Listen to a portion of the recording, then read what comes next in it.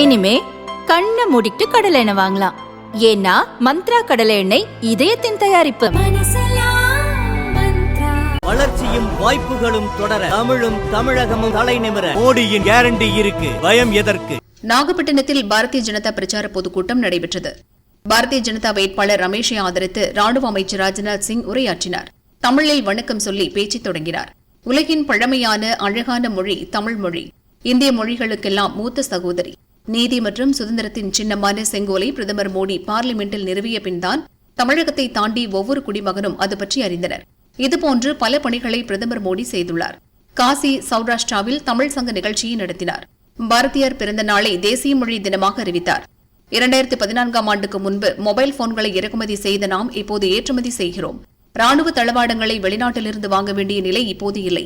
INS Vikrant போன்ற விமானம் தாங்கி போர் கப்பல்களையும் உள்நாட்டில் தயாரிக்கிறோம். தமிழகத்தில் ராணுவ தளவாட உற்பத்தி மையம் கொண்டு வந்தோம். உலகிலேயே மொபைல் டேட்டா மிக மலிவான விலையில் இந்தியாவில் கிடைக்கிறது. சாமானியர்கள் கூட டிஜிட்டல் பண பரிவர்த்தனை மூலம் பலனடைகின்றனர். காங்கிரஸ் ஆட்சியில் பயனாளிகளுக்கான 100 பைசாவில் 20 பைசா அரசியல்வாதிகள் ஊழல்வாதிகளுக்கு சென்றது. பாரதிய ஜனதா ஆட்சியில் ஒவ்வொரு பைசாவும் நேரடியாக பயனாளிகளை சென்றடைகிறது. 2014க்கு முன்பிருந்த 74 ஏர்போர்ட்டுகள் மோடி ஆட்சியில் 148ஆக உயர்ந்துள்ளது.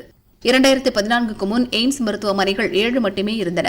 இப்போது 22 எய்ம்ஸ் உருவாகிறது. இளைஞர்கள் 1,25,000 ஸ்டார்ட் அப் நிறுவனங்கள் தொடங்க மோடி அரசு காரணமாக இருந்தது. பாரதிய ஜனதா கூட்டணியை தாக்கி பேசுவதாக நினைத்து இந்தி கூட்டணியினர் இந்து மதத்தை அவமதிக்கின்றனர்.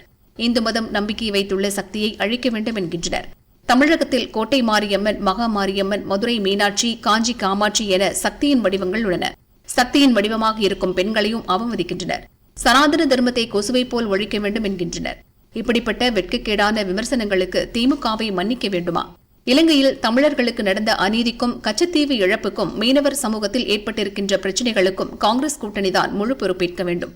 காங்கிரசும் திமுகவும் சேர்ந்துதான் இலங்கைக்கு கச்சத்தீவை பரிசாக கொடுத்தன. இந்த நிலையில் எந்த வாயை வைத்துக் கொண்டு இவர்கள் தமிழர் மற்றும் மீனவர் உரிமை பற்றி பேசுகின்றனர்?